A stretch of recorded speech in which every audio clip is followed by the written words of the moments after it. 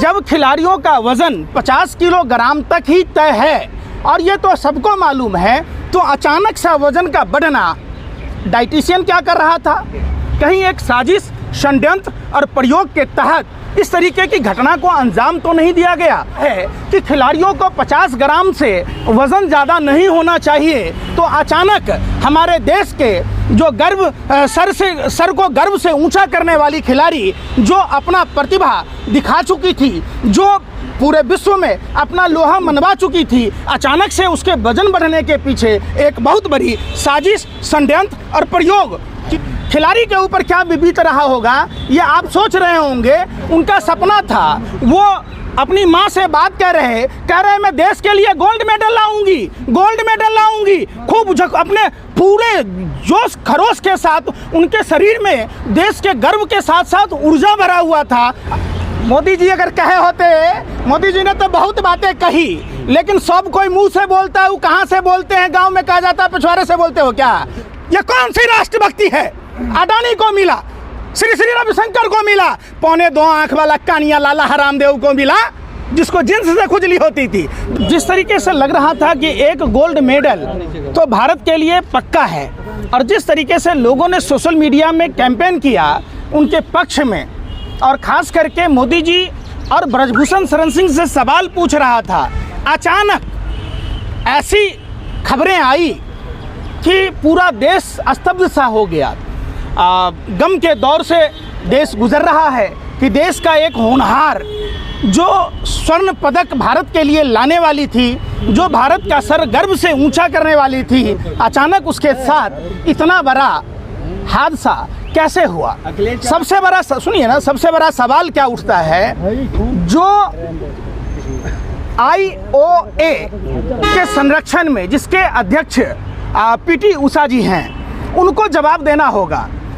इसलिए कि जब खिलाड़ियों का वज़न 50 किलोग्राम तक ही तय है और ये तो सबको मालूम है, तो अचानक सा वज़न का बढ़ना डाइटिशियन क्या कर रहा था? सबसे बड़ा सवाल है। डाइटिशियन के ऊपर सब उसका पॉलीग्राफ टेस्ट होना चाहिए।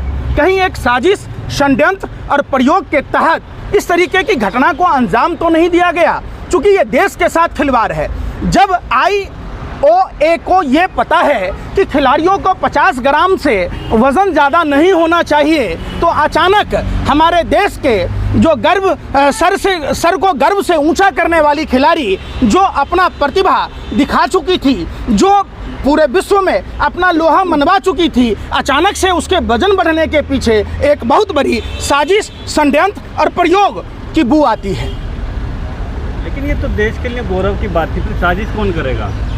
बहुत सारे लोग बैठे हैं। जब गोरे अंग्रेज शासन करते थे हिंदुस्तान में, तो देश लूटने वाले कोई दूसरे नहीं थे, उन्हीं की नाजायज औलादे थे, जो राय बहादुर बनते थे, जो जमींदार बनते थे।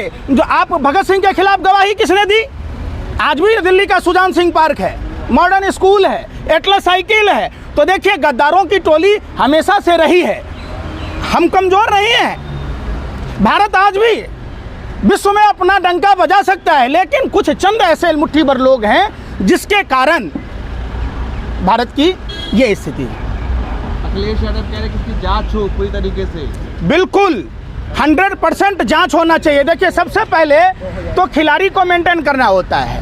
खिलाड़ी के ऊपर क्या बीत रहा होगा ये आप सोच रहे होंगे। उनका सपना था, वो अपनी माँ से बात कह रहे मैं देश के लिए गोल्ड मेडल लाऊंगी। खूब अपने पूरे जोश खरोश के साथ उनके शरीर में देश के गर्व के साथ साथ ऊर्जा भरा हुआ था। अपनी माँ से जब बात कर रही थी तो लग रहा था कि उनके बस में नहीं था, नहीं तो उसी समय गोल्ड मेडल लेके आ जाती। इतना होनहार खिलाड़ी के साथ आखिर ऐसा क्या हुआ? क्या IOA को ये नहीं पता था कि 50 किलोग्राम से ज़्यादा वजन नहीं होना चाहिए? इसमें डाइटिशियन की पॉलीग्राफ टेस्ट होना चाहिए, नार्को टेस्ट होना चाहिए। हमें इसमें साजिश की बू आ रही है, इसमें एक षड्यंत्र प्रयोग की बू आ रही है। निश्चित तौर पर देश स्तब्ध है, देश शर्मसार है, और हम विनेश फोगाट के साथ खड़े हैं। विनेश फोगाट जी, आप पूरे देश के लिए गर्व की बेटी हैं। जिस तरीके से देश में, यही बात मोदी जी ने कही है। मोदी जी अगर कहे होते, मोदी जी ने तो बहुत बातें कही, लेकिन सब कोई मुंह से बोलता है, वो कहाँ से बोलते हैं? गांव में कहा जाता है पिछवाड़े से बोलते हो क्या? मोदी जी जब दिल्ली में तिरंगों के साथ विनेश फोगाट को घसीटा गया तब कहाँ थे? तब ब्रजभूषण शरण सिंह पर जब आरोप लगा तब ब्रजभूषण शरण सिंह को बचाने में लगे हुए थे, विनेश फोगाट का क्यों नहीं साथ दिए उस समय?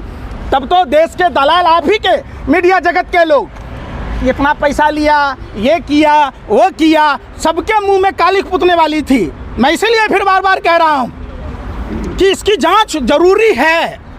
इसलिए जरूरी है कि वो जो चंद देश के गद्दार जो अपने ही देश की बेटियों के बारे में अनाप शनाप बोल रहे थे, जो यौन शोषण के आरोपी थे और उनके जो संरक्षक मंडल के लोग थे, उन सब के मुंह में कालिख पुतने वाली थी। पूरा देश सवाल पूछ रहा था और अचानक से 100 ग्राम वजन बढ़ गया, तो इसके पीछे एक बहुत बड़ा साजिश, षड्यंत्र और स्टैंड की बात। आप राष्ट्रभक्त और देशभक्त पर सवाल क्या कर रहे हैं? कौन सा राष्ट्रभक्त? अरे बेशर्मो सत्ता के दलालों 13,000। आप देखो अयोध्या की जमीनें, सेना की जमीनें किसको मिला? ये कौन सी राष्ट्रभक्ति है? अडानी को मिला, श्री श्री रविशंकर को मिला, 2.25 आंख वाला कानिया लाला हरामदेव को मिला, जिसको जिन्स से खुजली होती थी, जो भ्रष्टाचार पर बात कहता था, जो रामलीला मैदान से सलवार पहनकर भागा, उसने किसकी जमीनें खरीदी? सेना की जमीनें, जो सेना के लिए रखा हुआ था। ये देशभक्ति है? सेना के नाम की जमीन जो डिफेंस के लिए यूज होनी थी, उसको भाजपा के लोगों ने अडानी, 2.25 आंख वाला कानिया लाला हरामदेव और श्री श्री रविशंकर के हाथों में दे दिया। तो ये कौन सी देशभक्ति है? अरे कैसी देशभक्ति है? ये देशभक्त नहीं है, ये देश के गद्दार हैं जो अपने ही मुल्क को बर्बाद कर रहे हैं। आज बांग्लादेश की स्थिति ऐसी क्यों हुई? सिर्फ मोदी जी जैसे तानाशाही के कारण। साथियों, पेरिस ओलंपिक में जिस तरह से विनेश फोगाट ने बाजी मारी है, उसके बाद पूरे भारत में जश्न का माहौल था, लेकिन ये जश्न जो है 24 घंटे तक नहीं रह पाया। उसके बाद उसको 100 ग्राम के लिए यानी कि डिस्क्वालीफाई कर दिया पेरिस ओलंपिक्स के। उसके बाद भारत में जो है लोग ये कह रहे हैं कि उसकी जो है साजिश की बू आ रही है, राजनीति की बू आ रही है। लोग कई लोगों का नाम भी ले रहे हैं, लेकिन जो खबर निकल कर आ रही है ये दुखद खबर है, क्योंकि भारत में एक मेडल तो पक्का था, या वो गोल्ड मेडल भी हो सकता था या ब्रॉन्ज मेडल भी हो सकता था, लेकिन ऐसा नहीं हो सकता क्योंकि उनको डिस्क्वालीफाई कर दिया। लेकिन ओलंपिक संघ ने कहा कि उसको डिस्क्वालीफाई इसलिए किया गया है क्योंकि उनका जो 50 किलोग्राम में जो वो लड़ती है उसमें उनका 100 ग्राम ज़्यादा है। लेकिन ये खबर जो है आग की तरह पूरे भारत में फैल गई है। तो आपको क्या लगता है? हमें ज़रूर बताइएगा, क्या ये साजिश की बू है या उनको जानबूझकर राजनीति का वो शिकार हुए?